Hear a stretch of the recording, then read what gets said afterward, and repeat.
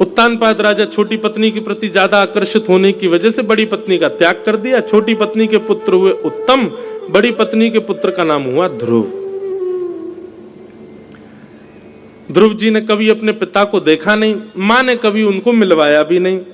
क्या बताएं, अभी छोटा बालक है, थोड़ा बड़ा हो जाएगा तब बताएंगे सब बात। लेकिन एक दिन छोटे से ध्रुव से उसके सब मित्रों ने पूछा, ध्रुव तुम्हारी मां तो हमने देखी, पिता कौन?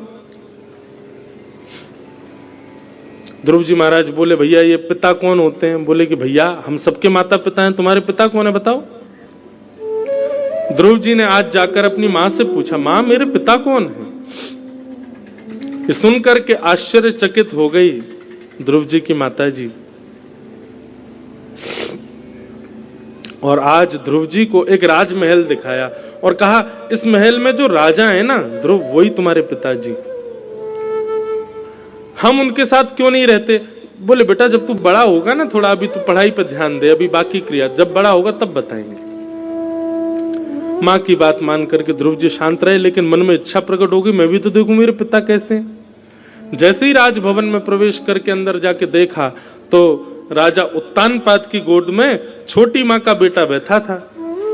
और बालकों का एक स्वभाव होता है कि अपने माता पिता की गोद में कोई और बालक बैठे, ये उनसे सहन नहीं होता। ध्रुव जी एक बाल बुद्धि होने की वजह से क्रोध में भर करके अपने पिता के पास जाने लगे, मैं बैठूंगा, मेरे पिता हैं, मैं उनकी गोद में बैठूंगा। इतने में छोटी मां ने रोक दिया, कहां जा रहे हो? बोले पिता की गोद में बैठने। बोले वो तुम्हारे पिता हैं पर मैं तुम्हारी मां नहीं। वन में जाके भजन करो, भगवान से प्रार्थना करो, वरदान मांगे। वरदान मांगने को जब भगवान कहें तो उनसे कहना मेरा जन्म छोटी मां के गर्भ से हो, जब मेरे गर्भ से जन्म लेके आओगे तब बैठोगे इस राज्य गद्दी पर। छोटी पत्नी ने आकर के, छोटी मां ने आकर के ध्रुव जी से डांट दिया और कहा वन में जाओ, भगवान से जाके भजन करो और वरदान मांगने को कहें तो कहना छोटी मां के गर्भ से मैं जन्म लूं। भला कोई भगवान से जाकर के ये क्यों मांगेगा? ठाकुर जी जब मिल जाएंगे तो सीधा आदमी यही नहीं कह देगा मुझे राजा बना दो। लेकिन उनकी स्थिति देखो, वो कह रही है कि भगवान से कहना तुम मेरे गर्भ से जन्म लो, मतलब मेरे गर्भ से जन्मा बालक ही बैठेगा यहाँ पर। अपनी सत्ता को भगवान से ऊंचा बता रही है, ये मन है। ध्रुव जी महाराज रोते रोते अपनी मां के पास गए। मां ने कहा बेटा क्यों रो रहे हो? ध्रुव जी ने शिकायत नहीं की, ध्रुव जी ने कुछ नहीं बताया। ऐसी परवरिश है ध्रुव जी की कि ध्रुव जी के साथ कुछ भी हो जाए वो मां से कभी शिकायत नहीं करते। ध्रुव जी महाराज कुछ नहीं बोले, बस रोते रहे, अपने आप को छुपाते रहे, छोटी मां की शिकायत नहीं की। तभी एक दासी ने आकर के बताया, बोले आज राजभवन में ऐसा ऐसा हुआ, ध्रुव जी जा रहे थे, छोटी मां ने कह दिया वन में जाओ, भगवान का भजन करो, उनसे कहो मेरी गर्भ से जब तुम्हारा जन्म होगा तब बैठोगे। आहा, ध्रुव जी की मां ध्रुव जी के पास गई, उठा करके अपनी गोद में बैठाया। बोले रो क्यों रहे हो? छोटी मां ने गलत कहा, छोटी मां ने डांट दिया, छोटी मां ने तुमको बुरा कहा, इसलिए तुमको बुरा लग रहा है। क्या बुरा कहा? अच्छा तो कहा छोटी मां ने। बेटा मैं तो तुझे सत्संग में ले जाती हूँ, कथाओं में लेके जाती हूँ, मंदिर लेके जाती हूँ, पर छोटी मां ने तो सीधी आज्ञा कर दी भगवान के पास ही चले जाओ। कितनी अच्छी है वो।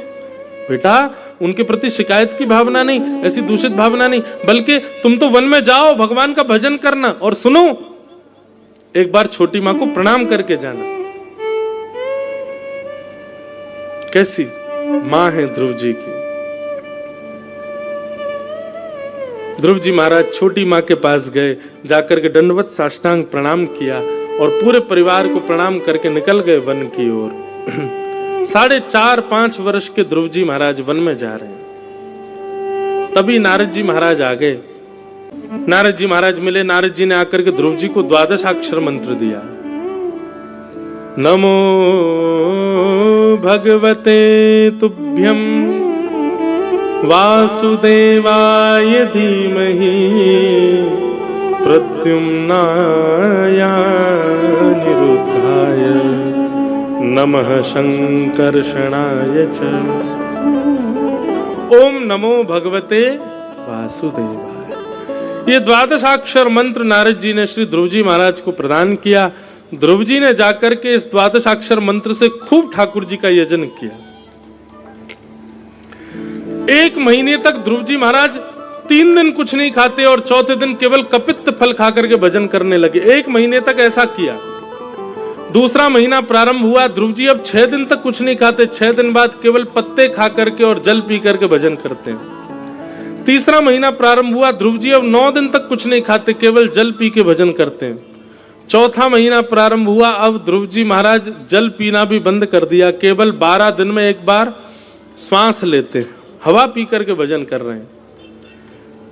पहले महीने में 3 दिन का व्रत, दूसरे महीने में 6 दिन का व्रत, तीसरे महीने में 9 दिन का व्रत, चौथे महीने में 12 दिन का व्रत।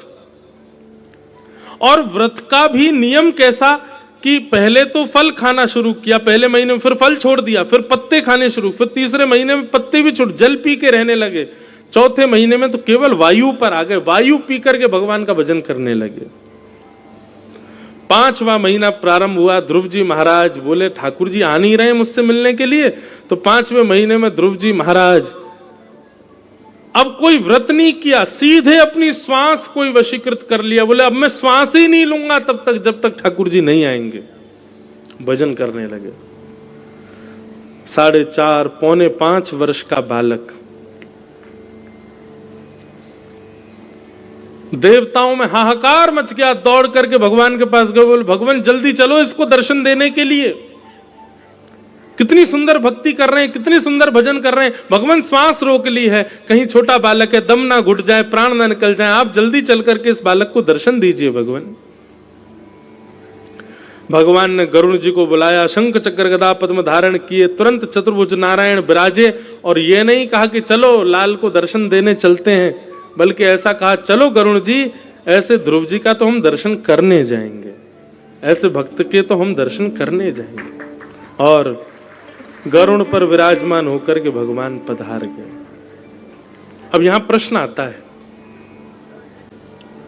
भागवत जी के अनुसार ध्रुव जी को 4.5 वर्ष की आयु में 5 महीने की तपस्या से भगवान मिल गए। भगवान प्रकट हो गए, प्रकट होकर के ध्रुव जी ने भगवान की स्तुति गाई, भगवान ने अपना शंख स्पर्श करा दिया और सुंदर स्तुति गाने लगे। भक्ति मुहु प्रवहताम त्वयि में प्रसंगो भूयाद अनंत महताम अमलाशयानाम येनांजसौल वणमुरु व्यसनम भवाब्धिम निश्चय भवत गुण कथाम मृतपान मत्त।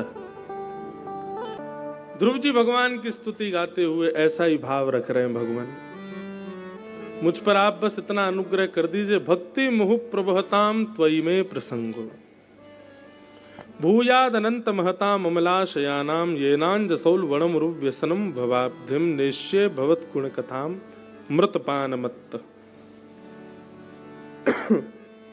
ध्रुव जी भगवान से कह रहे हैं कि ठाकुर जी मुझको एक व्यसन लगा दीजिए। देखो भगवान की भक्ति में जब तक आप नवीनता नहीं लाओगे तब तक ठाकुर जी प्रसन्न नहीं होंगे। रोज सवेरे घंटे हिला करके पूजा कर दी, चना चनोरी का भोग लगा दिया, दोपहर में एक बार और आरती कर दी, रात में आरती करके दूध पिला के सुबह दिए। ठाकुर जी भी ऊब गए, बोले रोज यही करता है, एक ही काम है इस पे और कुछ नहीं आता इसको। अगर रोज कोई दाल चावल ही खावे तो ऊब जाए। नया नया इसीलिए तो बनाते, कभी बैगन की सब्जी बनाई थी, कभी आलू की बनाई थी, कभी कुछ बनाए, कभी। भाई मानवीय भी स्वभाव ऐसा ही है कि रोज नवीन चाहिए। और ठाकुर जी का तो नाम ही है नवनीत चोरम, नए नए के चोर हैं। और हमने वही दर्रे वाली पुरानी चीज ही दे रखी है ठाकुर जी को। भैया भक्ति से एक चीज सीखिए, आप सबके घर में ठाकुर जी विराज रहे हैं, अपनी भक्ति में नवीनता लाओ, हर दिन कुछ नया अर्पित करो ठाकुर जी को। ठाकुर जी भी आज मतलब सवेरे भोर होते ही यूं सोचे कि आज क्या करेगा पता नहीं है, पता आज कुछ नया करने वाला होगा जरूर। ऐसी स्थिति हो जाए, ठाकुर जी आनंदित हो जाए। हम अपने लाल जी के उत्सव करते हैं, हर साल कुछ ना कुछ नया करने का प्रयास करते हैं और सोचते कुछ हैं, करते कुछ और हैं। क्रम बनता है 7 दिन ये उत्सव होगा, लेकिन जब उत्सव प्रारंभ होता है तो लिखा कुछ और होता है लेकिन कर कुछ और देते हैं। तो ठाकुर जी भी हमारे चौंक जाते हैं, बोले आज तो कुछ और करना था, ये कर कुछ और रहा है। तो कभी कभी ऐसा लगता है लाल जी प्रसन्न हो जाते होंगे, वाह नया नया अर्पित करते हैं ठाकुर जी को, नई नई वस्तु पधराते हैं। भक्ति में नवीनता लाओ, एक जैसी भक्ति करने से कुछ नहीं होगा। तो ध्रुव जी ने भगवान की स्तुति गाई और ठाकुर जी से कहा, मुझे आपकी कथा सुनने का व्यसन हो जाए नाथ, ऐसी कृपा कर दो। भगवान ने अनुग्रह किया, 36,000 वर्ष तक राज्य करने के लिए ध्रुव जी को आज्ञा की। ध्रुव जी बोले, भगवान अब मुझे 36,000 वर्ष के लिए क्यों भेज रहे हो, आपके दर्शन हो गए, अब तो संग ही ले चलो। भगवान बोले, नहीं, हम बाद में थे तुम्हारे चित्त में, तुम्हारे चित्त में पहले राज्य गद्दी थी, तुमको उस पर बैठना था। ध्रुव जी बोले, भगवान अब आपका दर्शन करके कोई राज्य गद्दी की इच्छा नहीं है, कृपा कर दीजिए, मुझे ऐसा वरदान मत दीजिए। नहीं, भगवान बोले, अब तो ये मिलेगा। मेरे भक्त के हृदय में यदि विषय आ जाता है तो मैं उस विषय का इतना भोग करवाता हूं कि वो विषय से ऊब जाए। तुम राज्य गद्दी पर बैठने का मन बनाए थे, तो अब चलो 36,000 वर्ष तक बैठे रहना। ध्रुव जी बोले, आपने मुझे आशीर्वाद नहीं तो श्राप दे दिया, 36,000 वर्ष का राजा बना दिया। और ध्रुव जी 36,000 वर्ष तक राजा बने। 36,000 वर्ष बाद भगवान के धाम से विमान आया, सिर पर पैर रख करके ध्रुव जी महाराज भगवत धाम को प्रस्थान कर गए। आज भी ध्रुव जी नित्य सुबह प्रातः काल ब्रह्म मुहूर्त में सबको दर्शन देते हैं, ध्रुव लोक के रूप में, ध्रुव तारे के रूप में। वो ध्रुव तारा जो है वो ध्रुव लोक है, वो ध्रुव जी का स्थान है। लोग कहते हैं तो सुबह सुबह दर्शन क्यों होता, उसका पूरी रात दर्शन क्यों नहीं होता? बोले, पूरी रात तो वहां पे सब दिया बाती और जो भी बिजली होगी वहां पर जिस प्रकार की भी, वो सब बंद रहती है। सब जितने भी साधक हैं ध्रुवलोक में वो नेत्र बंद करके ध्यान करते हैं। और जब ब्रह्म मुहूर्त होता है तब स्वयं शंख चक्र गदा पद्मधारी नारायण का ध्रुवलोक में आगमन होता है। तो ठाकुर जी के आगमन में पूरे ध्रुवलोक को सजाया जाता है, इसलिए ध्रुवलोक का दर्शन ब्रह्म मुहूर्त में होता है। यदि आप ब्रह्म मुहूर्त में नित्य ध्रुवलोक का दर्शन करते हैं, हमारे पूज्य नाना जी कहते थे, अगर कोई व्यक्ति नित्य ध्रुवलोक का दर्शन करे ब्रह्म मुहूर्त में, 12 वर्ष का ये नियम बना ले कि मैं रोज ध्रुव तारे को देखूंगा। और फिर यूं नहीं कि ध्रुव तारा देख के फिर सो जाए। लोग भी बड़े चतुर हैं, वो तारा ही तो देखना है, देख लिया, हाँ दिख गए, सो गए।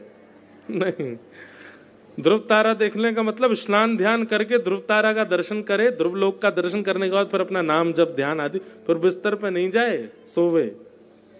12 वर्ष तक यदि किसी व्यक्ति ने इस नियम का पालन कर लिया, नित्य ध्रुवलोक का दर्शन किया, तो ध्रुव जी स्वयं श्रीमन नारायण को लेकर के एक ना एक दिन उसके सामने प्रकट हो जाएंगे और उसको दर्शन कराएंगे। हमारे पूज्य नाना जी ऐसी आज्ञा करते थे।